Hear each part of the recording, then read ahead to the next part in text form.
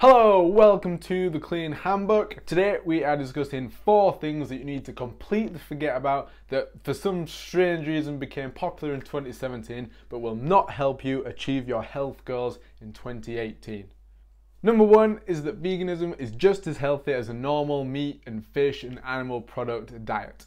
That's just not true. Now, I'm not anti-environment or anti-animal cruelty or a secret Trump supporter.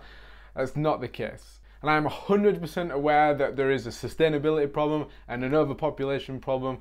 And if you think that killing a few less cows, pigs and chickens is going to solve that problem, then I'm afraid you are just wrong. Plus, if you're a vegan for humane reasons, because you think killing animals is a bad thing and you don't think that plants feel almost exactly the same thing, then I think you're completely wrong as well. What I do think is that in most cases, it is not possible to be as healthy, as full of energy eating a vegan-based diet as it is eating an animal-based diet. And if you are one of the lucky ones who can, then brilliant, absolutely. If you've got the same amount of energy, your health is not hindered whatsoever eating a vegan-based diet, and you still want to do it for the humanitarian reasons, awesome. I am very happy for you. Keep going. For most people though, the amount of food that veganism limits you to get your vitamins, minerals, proteins, it becomes very boring in a lot of instances, and the amount of beans and legumes that you have to eat to hit your protein requirements is ridiculous, absolutely ridiculous. It becomes unsustainable, it becomes very boring, and it becomes not fun. And all that can lead to low energy levels, your health becoming much worse, and that is not going to help anyone. And for anyone wondering what I do think the answer is, I think we will figure it out. It's a very cop-out answer. I think someone will figure out the answer. Whether that is in insects, which seems a popular option at the minute, or whether it's creating food in a lab. Instead of having to kill cows, we can just grow sirloin steaks in the lab. Then I think one of those things, or something along those lines, is the answer. Myth number 2 is all about stretching. Now, we've been told various different things about stretching over the years. We used to have to static stretch to warm up before we did anything physical to start with. Then we got told that static stretching before warming up decreases performance and that we should do dynamic stretching. We get told that we should stretch straight after working out so it reduces muscle soreness.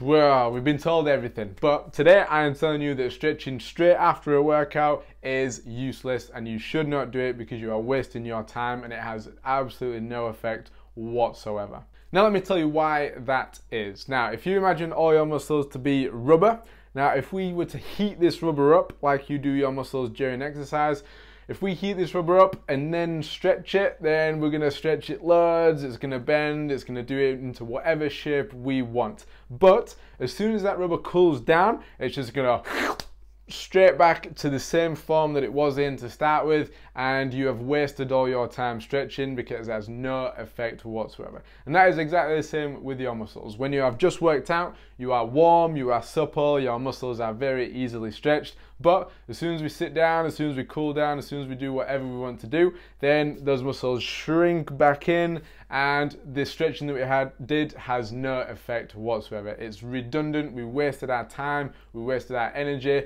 and we got no benefit from it whatsoever. So what should you do when it comes to stretching? Now, for corrective exercise, you should always stretch the muscles that you want to inhibit before working out. And in terms of soreness, then give it a few hours, cool down, and then stretch. And if you can get a nice soft tissue massage every week, then do that. But if not, foam rolling will also do a similar job. And if you're interested in a good foam rolling routine, then check out one of our previous videos. I'll put the link in the description to a nice and simple warm up, cool down, foam rolling routine that you can do at home. Myth number 3 is not specific to 2017 whatsoever. This has been going on for the decades that we have been obsessed with fitness and looking good in the mirror. And it's all about how supposedly if you lift heavy weights, then you will get big muscles and you will grow a beard and you'll get a chin line and an Adam's apple and you'll look like a man for the rest of your life. This is complete rubbish. Lifting heavy weights is required if you want a bigger bum. If you want to lose weight, it's one of the best ways that you can do that, and to get stronger. If you speak to most guys, they will always tell you that their goals in the gym are they want a little bit more muscle. Not too much, they want a little bit more muscle. And that is ridiculously hard for them to do. Very few of them actually achieve putting a bit of muscle on. Now, which is why steroids are so prolific, why protein powders are so easily sold. It's because it's hard to put muscle on for men. And men and women differ very much when it comes to gaining muscle. And if it's hard for men to do, it's 10, 20, 100 times harder for women to put muscle on. Now, if the men are struggling and they're lifting heavy weights 4 or 5 times a week already, and they're not doing it, they're still not able to put muscle on, then for women, if you are lifting heavy weights every single day of the week and eating properly, you're probably still not going to put muscle on unless you are genetically inclined to do it.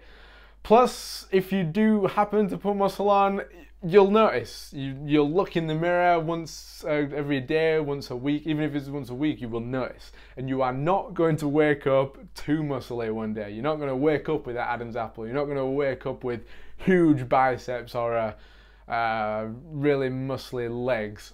Putting muscle on is a gradual process, and don't panic. Lifting 10 kilogram dumbbells on a bicep curl once in the gym a week is not going to turn you into She-Man, to Wonder Woman, to the Hulk, something ridiculously muscly.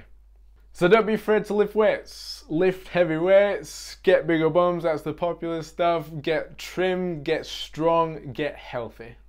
And the final myth that we should leave in 2017 is the prioritization of your weight.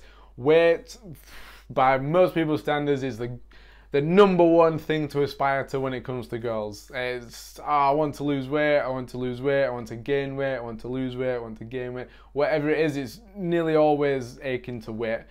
And I imagine that is because weight is such an easy thing to measure. Having your body fat measured, having your doing circumference measurements, things like that, I guess has been less prolific or less accessible.